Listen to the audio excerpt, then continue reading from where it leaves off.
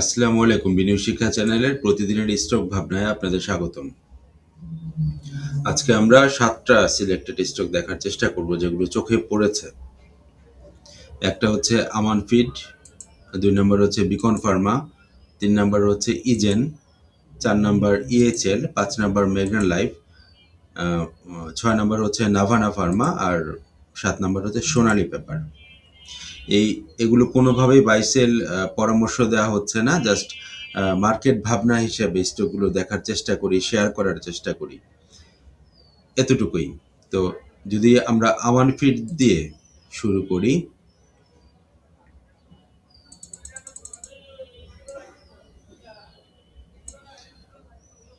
আমান ফিডের বিষয়টা হচ্ছে ওর volume steady আছে বা পজিটিভ একটা মুভমেন্ট আছে, ঠিক আছে। এখনো যেটা করবে, আমান ফিডের বর্তমান প্রাইস হচ্ছে 24 টাকা 20 পয়সা।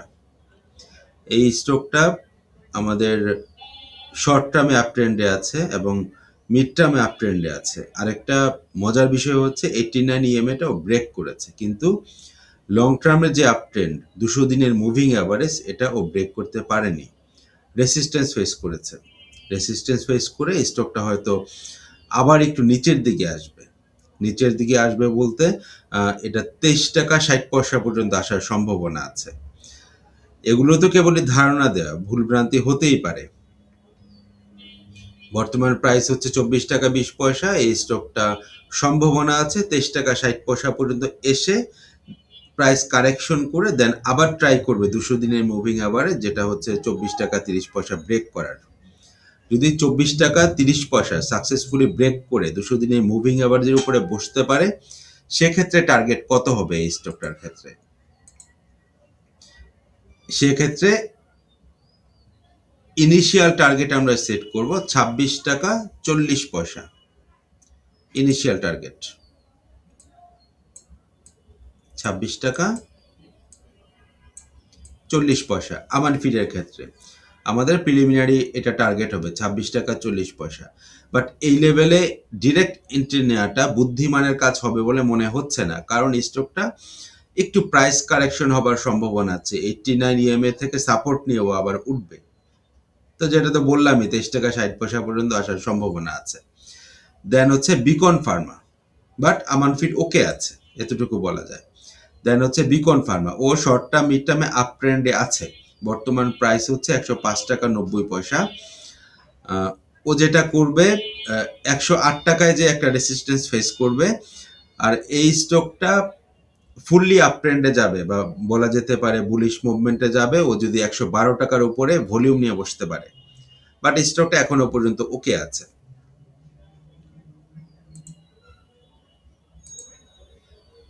ও খুব সুন্দরভাবে আমাদের 50 ডে মুভিং অ্যাভারেজ, যেটা আমরা মিড টার্মে আপ ট্রেন্ডে আছে কিনা একটা স্টক বোঝার জন্য দেখি, ও এটা ব্রেক করতে পেরেছে। সুন্দরভাবে এখানে ব্রেক করেছে।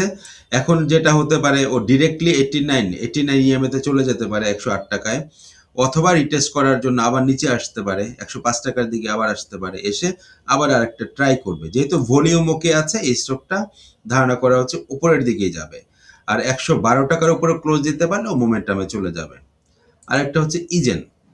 ইজেনের ক্ষেত্রেও ও মানে ওর চ্যানেলের ভেতরেই আছে, যে প্যারালাল চ্যানেলগুলো আমরা ড্র করেছিলাম, ভলিউমটাও আস্তে আস্তে বাড়ছে। আর একটা বিষয় হচ্ছে, যারা একটু সময় নিয়ে ট্রেড করতে পছন্দ করেন, ইজেনের 52 স্লো ছিল প্রায় 17 টাকার মতো, বর্তমান হচ্ছে 19 টাকা 50 পয়সা। তো এই রেঞ্জে যদি স্টকটা আস্তে আস্তে কালেক্ট করে সময় দিতে পারেন, এটা সময় দিতে হবে, সময় দিলে এই স্টকটা ভালো করবে। ভালো করবে বলতে একটা প্রাইস গ্যাপ আমাদের করে দেবে। এই স্টকটা মিড টার্মে আপ ট্রেন্ডে যাবে যখন 19 টাকা 80 পয়সার উপর ক্লোজ দিতে পারবে। তো যদি মিড টার্মে আপ ট্রেন্ডে যায়, সেক্ষেত্রে 21 টাকা 30 পয়সা পর্যন্ত একটা আমরা টার্গেট রাখতে পারি। আর ফুল মোমেন্টামে যাবে যখন ও 21 টাকা 30 পয়সার উপরে ক্লোজটা দিতে পারবে। 21 টাকা 30 পয়সা এই জায়গায় যে ও বাধা পাবে, এই স্টকটা বাধা পেয়ে আবার নিচের দিকে আসবে। 21 টাকা 30 পয়সা বাধা পাবে এই জায়গাতে, এসে আবার নিচের দিকে এসে আবার চেষ্টা করবে। স্টকের ধর্মই এটা, উপরে উঠবে, নিচে নামবে, আবার উপরে উঠবে, নিচে নামবে, এভাবে আপ ট্রেন্ড গুলো যাবে। আর আরেকটা হচ্ছে যদি লোয়ার লো তৈরি করে উপরে উঠবে নিচে নামছে, বাট এই উপরের লেভেলটা আর ভাঙতে পারবে না, আস্তে আস্তে নিচে যাবে। বাট এই যে স্টকগুলো দেখাচ্ছে এগুলো চেষ্টা করছে, ভালো করার চেষ্টা করছে। তো আমাদের টার্গেট রাখতে হবে বাই প্রাইসটা যত আমরা কমে কিনতে পারি, তাহলে আমাদের প্রফিট টার্গেটটা বেশি হবে। আরেকটা হচ্ছে ইএইচএল। ইএইচএল এর ক্ষেত্রে ও short term, mid term, long term সব ট্রেন্ডই আপ ট্রেন্ডে আছে। তাহলে এখন টার্গেট কত হবে এই প্রাইসে যদি কেউ আমরা বাই করি? ইএইচএল এর ক্ষেত্রে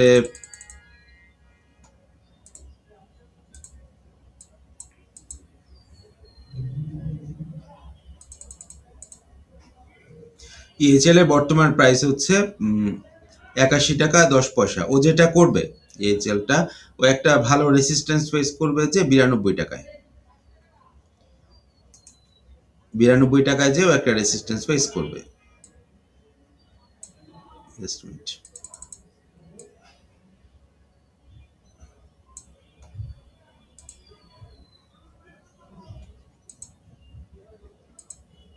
৯২ টাকা ২০ পয়সা যেও একটা রেসিস্ট্যান্স ফেস করবে। তো এই জায়গায় আমরা জাস্ট 30% অথবা 40% সেল অফ করতে পারি। বাট যাদের লং টার্ম টার্গেট আছে বা পেইন নেবার মতো ক্ষমতা আছে, দীর্ঘদিন ধরে রাখতে আর মন মানসিকতা আছে, ৯২ টাকার উপরে যে ধরেন 30% সেল করে দিলেন।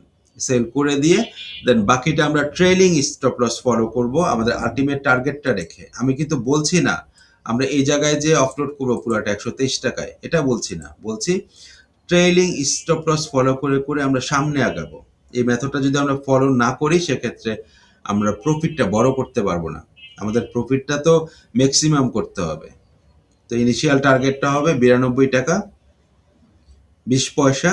এই জায়গায় যে যখন স্টকটা বসবে আমরা ট্রেলিং স্টপ লস দিয়ে বাকিটা আমরা ছেড়ে দেবো। 40-50% সেল অফ করে দিয়ে বাকিটা ওর উপরই ছেড়ে দেবো কতটুকু যেতে পারে। দেন হচ্ছে মেঘনা লাইফ। মেঘনা লাইফ যে কাজটা করছে, ও short term, mid term, up term, long টার্মই আছে, ও একটু কারেকশন মোডে আছে। ও যেটা করবে ৫২-৫৩ এই লেভেলে আবার রিটেস্ট করার জন্য আসতে পারে। তো ইনিশিয়াল টার্গেটটা হবে আমাদের ৭৭ টাকা ১০ পয়সা।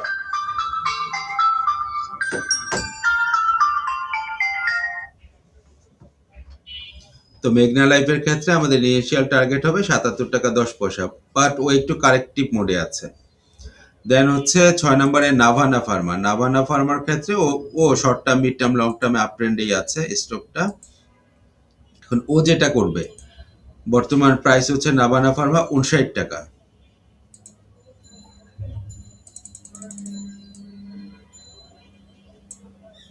ও ঠিক ৬৪ টাকায় যে একটা রেসিস্ট্যান্স ফেস করবে। তো যেহেতু আমরা জানি ৬৪ টাকায় যে নাভানা ফার্মা রেসিস্ট্যান্স ফেস করবে, তো আমরা এভাবে প্ল্যানটা সাজাতে পারি। যারা এই লেভেলে এন্ট্রিটা নেবেন,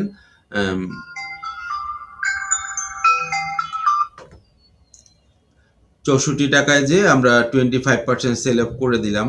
তার সেকেন্ড টার্গেটটা রাখবো, যেহেতু আমরা যদি মেইন বিষয়টা হচ্ছে সময় দিতে পারি স্টকটাতে। সেকেন্ড টার্গেট রাখবো ট্রেলিং স্টপ লস ফলো করে ৮০ টাকা একটা টার্গেট আমরা সেট করতে পারি। তো ওই জায়গায় যে মোটামুটি 70% আমাদের সেল করা হয়ে যাবে, বাকিটা আমরা ছেড়ে দেবো। আর একটা গ্যাপ আছে ১০০ টাকা, জাস্ট 30% নাভানা ফার্ম আমরা রেখে দেবো ১০০ টাকা টার্গেটে। ট্রেলিং স্টপ লস ফলো করে করে আমরা সামনে আগাবো। বাট ও প্রাথমিকভাবে ৬৪ টাকা যে একটা রেসিস্ট্যান্স ফেস করবে নাভানা ফার্ম। আর একটা স্টক হচ্ছে সোনালী পেপার। কারো কাছে যদি থাকে এই স্টকটা যেটা করছে, ও 50 ডেজ মুভিং অ্যাভারেজ থেকে সাপোর্টটা নিচ্ছেন, as well 20 days 89 EMA 50 days থেকে সাপোর্টটা নিয়ে চেষ্টা করছে। তো এই লেভেলে কেউ যদি এন্ট্রিটা নেয়, এন্ট্রি নেওয়ার জন্য খারাপ না এই স্টকটা, বর্তমান প্রাইস খারাপ না। সেক্ষেত্রে ইনিশিয়াল টার্গেটটা আমাদের কত হতে পারে? সেক্ষেত্রে একদম ছোট টার্গেট যদি আমরা ধরি, বর্তমান প্রাইস হচ্ছে ২৩৪ টাকা। এই স্টকটা কমফোর্টেবলি ২৪২ টাকার দিকে চলে যাবে। মানে ১০ টাকা একদম মিনিমাম একটা টার্গেট যদি আমরা ধরি, ২৪২ টাকার দিকে চলে যাবে। বাট আপাতত মনে হচ্ছে যদি এই ২৪২ টাকা এই রেঞ্জটা এইটাও ব্রেক করতে পারে সাকসেসফুলি ভলিউমটা নিয়ে, এই যে এই লেভেলটা ব্রেক করতে পারে, দেন মোটামুটি ২৬০ থেকে ২৭০ এই লেভেলে আমরা সোনালী পেপারটা আবার দেখতে পাবো। ২৭০ টাকা ২৬০ টাকা এই লেভেলে সোনালী পেপারটা দেখতে পাবো। ও চেষ্টা করছে। এবং শর্ট টার্ম, মিড টার্ম এবং লং টার্ম সব ট্রেন্ডেই আপ ট্রেন্ডে আছে। তো ওভারঅল ৭টা স্টক থেকে যে স্টকগুলোর অবস্থান ভালো মনে হয়েছে, একটা হচ্ছে আমাদের বিকন ফার্মাটা ভালো অবস্থানে আছে। কোনোভাবেই বাই সেলের নির্দেশনা দিচ্ছি না, কারণ আমার কোন লেভেলে কিনা ভাই আপনি জানেন না। এরকম হতে পারে আপনার যে লেভেলে আপনি কিনছেন ওই লেভেলে আমি সেল করছি, তাহলে আমার কথা শুনে আপনি কেন বাই করতে যাবেন? আমি জাস্ট ধারণা দিচ্ছি কোন স্টকটা কোন অবস্থানে আছে। তো ৭টা স্টক যদি কম্পেয়ার করি সেক্ষেত্রে বিকন ফার্মাটা ভালো অবস্থানে আছে, ইএইচএল ভালো অবস্থানে আছে, নাভানা ফার্মা ভালো অবস্থানে আছে। আরেকটা বিষয় হচ্ছে সোনালী পেপারটাও আস্তে আস্তে ভালো অবস্থানে যাবার চেষ্টা করছে। আর সময় নিয়ে কেউ যদি ট্রেড করতে পছন্দ করেন এবং স্টপ লস ফলো করতে পারেন, সেক্ষেত্রে ইজেন্টটা দেখতে পারেন। ইজেন্টটা একটা প্রফিট গ্যাপ করে দেবে। যদি বুঝে আপনি এন্ট্রিটা নিতে পারেন, এখনো প্রাইস কমে আছে, এন্ট্রিটা নিতে পারেন, এক্সিট নিতে পারেন, বা ট্রেডিং সম্পর্কে মিনিমাম একটা নলেজ থাকতে হবে। আর লং টার্মের জন্য কিছু স্টক আছে, এগুলো অন্য ভিডিওতে দেখাবো। ওগুলো এগুলো যেগুলো দেখিয়েছি শর্টকাট একটা প্রফিট হয়তো চলে আসবে, ১-১.৫ মাসের মধ্যে ভালো একটা প্রফিট চলে আসবে। এরকম কিছু স্টক আছে, যদি আমরা ২-৩ মাস হোল্ড করে রাখতে পারি, আমাদের মানসিক আমাদের অ্যাডজাস্টমেন্টে যায়। কিছু স্টক আছে এগুলো আবার হয়তো আজকে বা কালকে যখন স্টক দেখাবো ওই স্টকগুলো কভার করবো, যেহেতু ডেইলি স্টক আপডেট দিচ্ছি। তো ভালো থাকবেন, আসসালামু আলাইকুম।